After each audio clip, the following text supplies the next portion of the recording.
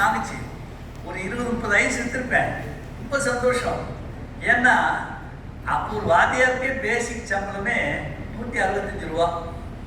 நான் 6 ரூபாய்க்கு விற்றுட்டேன்னு வச்சுக்க, 30 நாளைக்கு விற்றாச்சுன்னா 180 ரூபா. வாத்தியார் சம்பளத்தோட 15 ரூபா எச்சு. அப்போ எப்படி இருக்கும்? பரவாயில்லையே, வாத்தியார் வேலைக்கு போனால் 165 வாங்குவோம், இந்த வேலை 180 சம்பாதிச்சிடலாம் அப்படின்னு நான் கணக்கு போடுறேன். ஓகே, ஒரு 10-20 ஐஸ் வித்துட்டு இருப்பேன். அதுக்குள்ள இன்னொரு ஐஸ் வந்தேன். அவன் பாரம்பரியமாக ஐஸ் விற்கிறேன். நான் தொழிலாளர் ஒற்றுமை ஓங்குங்க, இது வந்து அவனும் ஐஸ் வைக்கிறவன், நம்மளும் ஐஸ் வைக்கிறவன், நம்முடைய எல்லாம் ஒரு கூட்டம் அப்படின்னு நான் வர்க்க உணர்வோடு பார்க்குறேன். நீ ஐஸ் வியாபாரி, நான் ஐஸ் வியாபாரி அப்படின்னு பார்க்குறேன். அவன் அப்படியே பார்த்தான், வந்தான், அப்படியே சுற்றி சுற்றி வந்தான். அவன் ஏதோ கொஞ்சம் லேட்டாக வந்துட்டான். இன்டர்வலுக்கு முன்னாடி வந்திருக்கணும், இன்னைக்கு லேட்டு. அவனுக்கு முன்னாடி நான் வித்துட்டேன். வந்தான், எத்தனை நாளாண்ணா? இன்னைக்கு தானே முதல்ல. அண்ணனா, நீ நானும் உரப்படுக்காம இருந்தேன், என்னடா பேசுறேன்னு கேட்டால் வார்த்தை விட்டான். என்னடா அது அப்படின்ட்டு யோசிச்சுட்டு இந்த மாதிரி இது என் ஏரியா, ஓடிடு இப்படியே ஓடிடு அப்படின்ட்டு வாழ்க்கை கூப்பிடுங்க. சைக்கிளில் ப்ரெஸ்ஸுன்னு காற்று வச்சு பேக்கி துப்பிட்டு தூக்கி ஒரு முள்ளு வெளிக்குள்ள போட்டேன். உருட்டிட்டு போ, இது கடைசி எச்சரிக்கை, இந்த பக்கம் வந்துடாதுன்னு. 5 காசு ஐஸ் வைக்கிறதுக்கு இவ்வளவு போட்டி. என்ன பண்ணுறது? உருட்டிட்டு போய் சைக்கிள் காரனை கண்டுபிடிச்சி வேற வாழ்க்கையை போட்டு காற்றடிச்சிட்டு, நீ நாலாட்டி கொடுத்து வேணாம், வாட்டர் முட்டியில் போய் விற்கலான்ட்டு வாட்டர் முட்டிக்கு சைக்கிளில் வச்சுட்டு போகிறேன். நல்லா கவனிக்கணும், இந்த கிராமத்துலேருந்து அந்த கிராமத்துக்கு நான் ஐசிக்கு போயிட்டு இருக்கேன். போகும்போது என் கதையை கேளுங்க, சோகமாக போனேன் கிடையாது.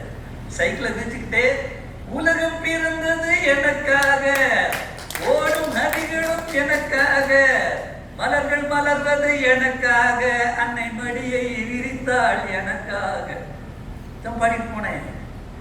எனக்கு அப்ப தெரியாது, நம்ம பேசுற ஒவ்வொரு பேச்சும் சொல்லுங்க, பேச்சும் செய்யும் ஒவ்வொரு செயலும், செய்யும் ஒவ்வொரு செயலும், எண்ணும் ஒவ்வொரு எண்ணமும், எண்ணும் ஒரு எண்ணமும் வானத்துல ரெக்கார்ட் ஆகுது. வானத்தில் ரெக்கார்ட் ஆகுது. தெய்வங்களால் ரெஸ்பான்ஸ் வருதுன்னு எனக்கு தெரியாது. கண்ணதாசனுக்கு தெரிஞ்சிருக்கு, ஆனா எனக்கு தெரியாது. நான் சும்மா எனக்கு அந்த பாட்டெல்லாம் பிடிக்கும், மோட்டிவேஷன் சாங்ஸ் பாடிட்டு போறேன். பாடிட்டு சந்தோஷமா தான் போனேன். ஆனா அந்த பாட்டிலேயே 3 ஸ்டான்ஸாலேயே மொத்த ஆன்மீகத்தையும் முடிச்சிருவாரு. ஓங்கார நாதத்தை முதல் ஸ்டான்ஸால சொல்லுவார். எம்ஜிஆர் நடிக்கும் போது கூட கரெக்டா நடிப்பார். அவர் நடிப்பு கிடையாது, அவர் வாழ்ந்து காட்டுவார்.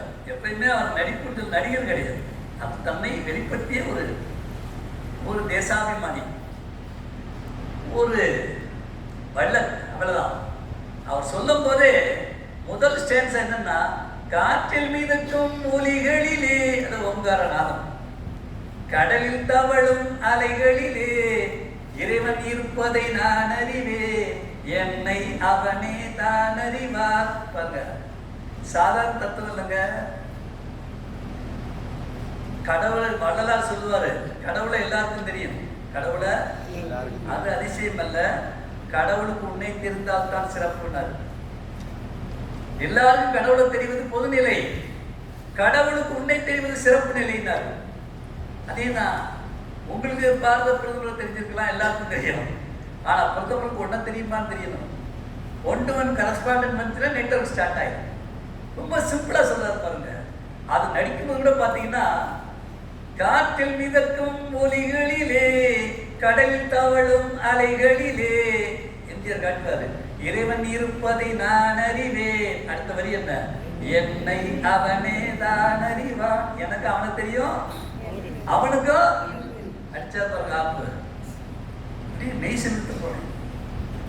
அடுத்து 2 ஸ்டாண்ட்ஸ் ஆகும், அடுத்தடுத்த நிலை வந்து சொல்லுவார். அருமையான பாட்டு. என் பென்ட்ரைவ்ல இப்படி நான் ரசித்த பாட்டே அழகா பதிஞ்சு கொடுத்துருக்கேன். மோட்டிவேஷன், பல்வேறு உணர்வுகளுக்கு ஏற்றபடி எதெல்லாம் ஆக்கணும் வேணா நீங்க வாங்கி கேட்கலாம். வேகம் வரும் பாருங்க. தெருவில் ஐஸ் எடுத்துக்கிட்டு இப்படி பாடினவன் எப்ப 21ஆம் வயதுல அதே 48வது வயதுல 27 வருஷத்துல உலகம் பூரா சுத்திட்டு வந்துட்டேன். நெட்வொர்க் நடந்துச்சா? அதுதான் மனம், அதுதான் வெற்றி. பெரிய கஷ்டம் தான் கிடையாது.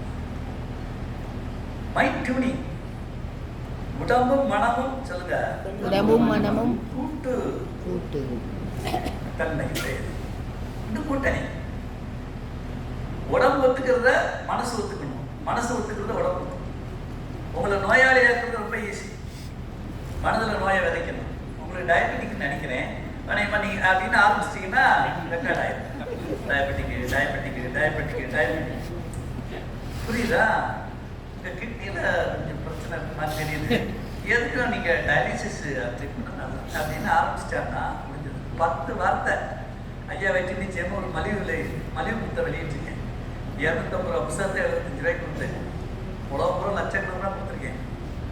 அதில் படிச்சீங்கன்னா கிளீனாக 7 சாப்டரில் மொத்த ரகசியத்தையும் சொல்லியிருக்கேன். வாழ்வியல் ரகசியம் எனக்கு தான். என்னோட மொத்த 18 புத்தகத்தோட லிஸ்ட்டு இந்த புத்தகம் தான்.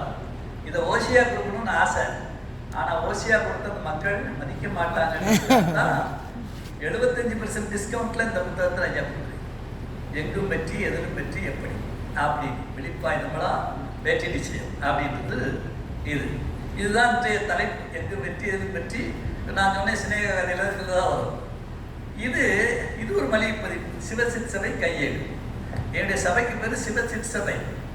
இந்த கையேட்டில் உள்ளபடி உடம்ப நீங்கள் வச்சுக்கிட்டீங்கன்னா, இப்போ எனக்கு பாருங்க என்ன வயசு தெரியுமா?